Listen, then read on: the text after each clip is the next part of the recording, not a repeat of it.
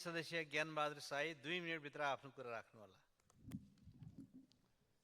सम्माननीय सभामुख महोदय,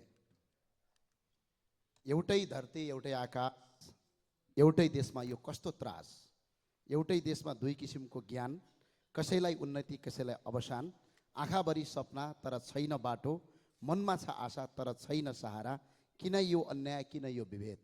सम्माननीय सभामुख महोदय, आज सरकारी विद्यालय पढ्ने भनेको गरिबका छोराछोरीले हो। आज गरिबका छोराछोरी फेरि पनि शिक्षाबाट वञ्चित भएका छन्।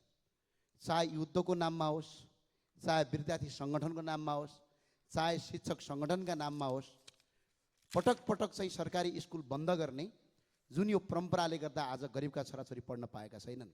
धनीका छोराछोरीहरू महँगो स्कुलमा आरामसँग अहिले पनि पढिरहेका छन्।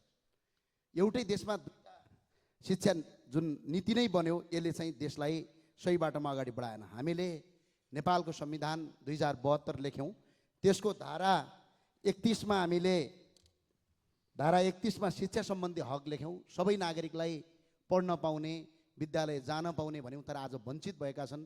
सरकारले 28 सालमा आएको शिक्षा ऐन पटक पटक व्यवस्था फेरिए, पटक पटक सरकार फेरियो, तर जब एउटा शिक्षा ऐन ल्याउन नसक्ने यो सरकारले यो देश चलाउँछ भन्नु पनि यो अब हामीले दिवा सपना जस्तो भएको छ।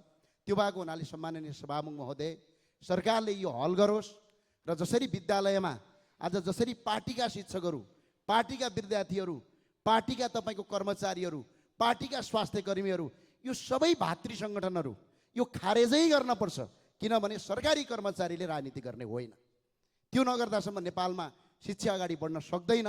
र अहिले जसरी पनि शिक्षामा गुणस्तरीयहीन भएको छ, जसरी देशमा आज पनि पुरै शैक्षिक संस्था ठप्प छन्, गरिबका छोराछोरी पढ्न पाएका छैनन्। सम्माननीय सभामुख महोदय, धनीका छोराछोरीका स्कुलहरू बन्द भएका छैनन्। आज ठुल्ठुला महँगा